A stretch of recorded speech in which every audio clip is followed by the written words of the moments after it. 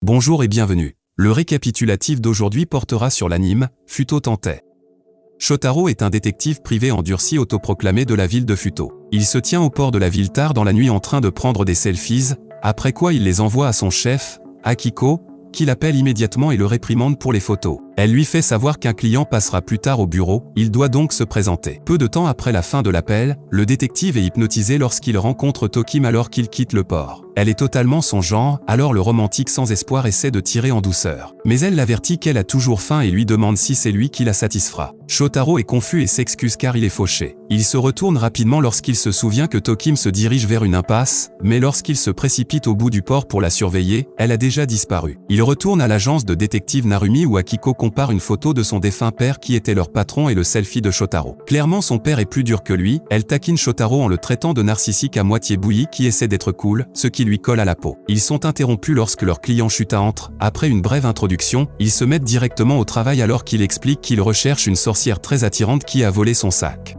Il n'a pas pu la rattraper car elle était trop agile, il l'a perdue de vue alors qu'elle atteignait un carrefour hanté. Mais curieusement, elle a complètement disparu dans une impasse. Il n'est pas originaire de Futo, mais il a entendu parler d'étranges événements qui se produisent dans la ville. Les aspects qui disparaissent de son témoignage font que Shotaro soupçonne Tokim. Un bruit soudain surprend Shuta, mais le détective lui assure que ce n'est que son partenaire qui dort. Après avoir entendu l'affaire, il suppose qu'il souhaite voir le coupable capturé et ses affaires rendues, mais il est plus intéressé par le sac. Il a également hâte de revoir Tokim car il est également tombé amoureux d'elle. C'est une demande étrange, c'est pourquoi il est venu à l'agence au lieu de la police. Akiko a du mal à comprendre qu'il est tombé amoureux de son voleur. Shotaro décide d'accepter le poste, mais après le départ de Shuta, il révèle à Akiko qu'il est certain d'avoir déjà atteint son objectif. Akiko suppose que la raison pour laquelle il n'a pas été victime d'elle était parce qu'elle pouvait dire qu'il était fauché. Il rejette cette analyse avant de reconnaître comment Shuta a été charmé par elle. Le partenaire de Shotaro, Philippe, est très intéressé par l'affaire après avoir entendu les détails, mais il rejette la contribution de Philippe car il a l'impression qu'il peut prendre celui-ci seul. Il décide de commencer ses enquêtes en allant dans la rue car il a l'impression que la ville est son arrière-cour. Après avoir demandé à la majorité de ses sources, il n'obtient aucune piste jusqu'à ce qu'il reçoive un message d'une connaissance appelée Watcherman. Il se déplace vers la tristement célèbre jonction hantée alors que l'homme observateur explique que récemment, des femmes se sont fait voler leurs vêtements tandis que des hommes se sont fait prendre de l'argent par la sorcière à cet endroit. Il repère leur cible, elle commence immédiatement à courir et prend soudainement son envol. Shotaro se précipite sur son vélo et la poursuit. Après une longue poursuite, il finit par la coincer et la confronte à propos de ses crimes. Il se présente officiellement. Alors qu'ils discutent, elle le traite de détective à moitié cuit avant de le mettre à genoux et de s'enfuir. Il les récupère rapidement avant de poursuivre sa poursuite, mais il est soudainement transporté dans un autre monde. Avant qu'il ne puisse gagner du terrain, il est renvoyé mais se retrouve dans l'immeuble de M. Tachikawa. La police est sur place pour différentes raisons mais s'excuse au nom de Shotaro. Le gangster se plaint que l'apparition de la sorcière dans le quartier rend difficile la recherche de nouveaux locataires. Sans oublier que la sorcière a apparemment tué l'un de ses hommes selon les rapports d'un témoin oculaire, tout cela fait partie d'une série de meurtres. Shotaro informe Shuta de sa récente découverte et avertit que si elle est suspectée de meurtre, la police se joindra probablement à la recherche, mais il est toujours catégorique sur le fait qu'il veut la rencontrer. Le détective reçoit un appel de Philippe qui lui conseille d'accepter son aide car il n'a pas réussi à attraper la cible en solo. Il soupçonne que Tokim pourrait utiliser une mémoire Gaïa. Mais Shotaro est toujours résolu à suivre seul l'affaire. Aux premières heures du jour suivant, il conduit son client dans un parc où Tokim prend une douche. Pour quelqu'un qui vit un mode de vie nomade, elle semblait assez propre. Ainsi, après quelques questions, il a découvert que le parc était un endroit où l'on pouvait se laver gratuitement. Alors que Shuta demande à récupérer son sac, elle sent soudainement quelque chose et révèle son lecteur de mémoire avant de s'échapper dans la ville de l'ombre. Ils la suivent mais Shotaro reçoit une coupure en sauvant Shuta d'une embuscade. À en juger par les attaques, il est certain que c'est le même coupable derrière les récents meurtres. Philippe vient à la rescousse juste au moment où Shotaro est sur le point d'être éliminé par une attaque écrasante. Il lui rappelle qu'ils sont les détectives 2 en 1 alors qu'il l'aide à se relever, mais ils se retrouvent dans le monde normal. Tokim disparaît dans un mur en les avertissant d'arrêter de la poursuivre, sinon ils se feront trancher au morceau. Philippe est pleinement investi et sûr que c'est un crime de mémoire après ce dont il vient d'être témoin.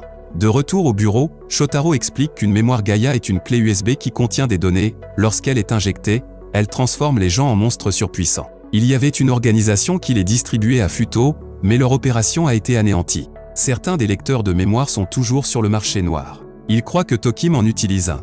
Shuta en a marre et propose de payer les frais pour le travail qu'ils ont fait jusqu'à présent. Il a l'intention de trouver lui-même son béguin. Shotaro plaide pour plus de temps car sa fierté de détective est en jeu. Philippe ajoute qu'ils sont les meilleurs experts en matière de mémoire giga dans la ville. Il a la capacité d'effectuer des recherches sur des sujets spécifiques à l'échelle cosmique pour trouver des résultats.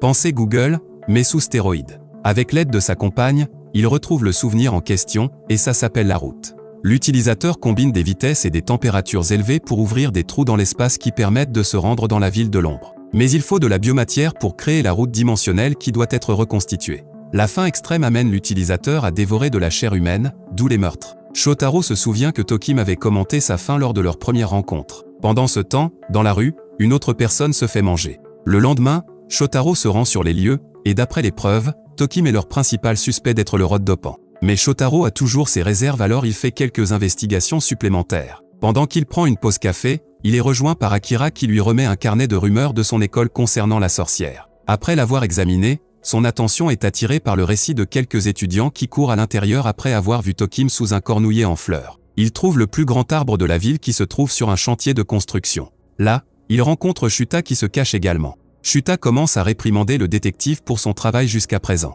Avant qu'il ne puisse terminer sa tirade, ils sont attaqués par le rod dopant, mais Shotaro s'échappe à l'aide d'un appareil. Le monstre disparaît et peu de temps après, Tokim se tient au-dessus d'eux, alors naturellement le détective l'interroge sur le fait d'être le dopant, mais elle est inconsciente, déclarant seulement qu'elle a besoin de prendre un bain avant de partir. Shotaro retourne au bureau où il se dispute avec Philippe après avoir été accusé d'avoir développé un attachement personnel à Tokim qui le pousse à entreprendre seul des actions dangereuses. Cela ne fait qu'agacer Shotaro, alors il a abandonné son appareil avant de partir en trombe. Il rencontre plus tard Tokim au parc au moment où elle prend son bain. Elle rend le sac de Shuta en espérant qu'il enveloppe les choses entre deux, mais il pense qu'elle ne ressemble pas à quelqu'un qui tuerait pour servir ses propres fins. Elle révèle qu'elle souffre d'amnésie, qu'elle n'est jamais satisfaite parce qu'elle ne connaît pas son passé. La seule chose que Tokim sait, c'est qu'elle doit trouver quelque chose à Futo, c'est pourquoi elle ne peut pas partir. Elle supprime sa mémoire giga et Shotaro remarque qu'elle est cassée, elle commence à chauffer car le vrai rod dopant approche.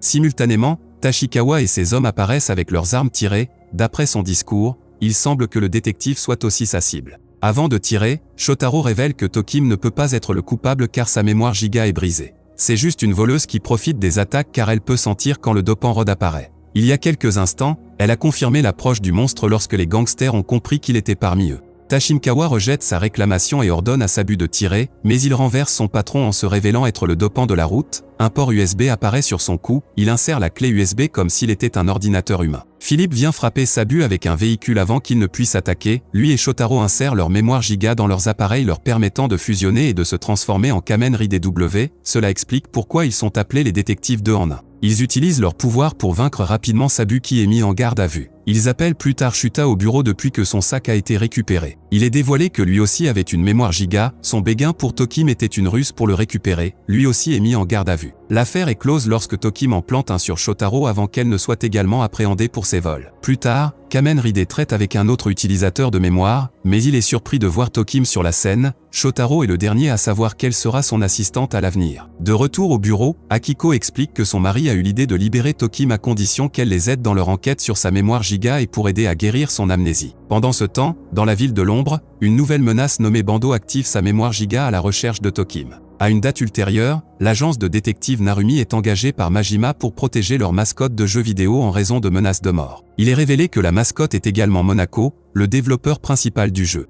Mais elle est toujours réticente à remplir son rôle de mascotte. Les détectives reçoivent le calendrier de son apparition surprise en tant qu'invité afin qu'il retourne au bureau pour se préparer.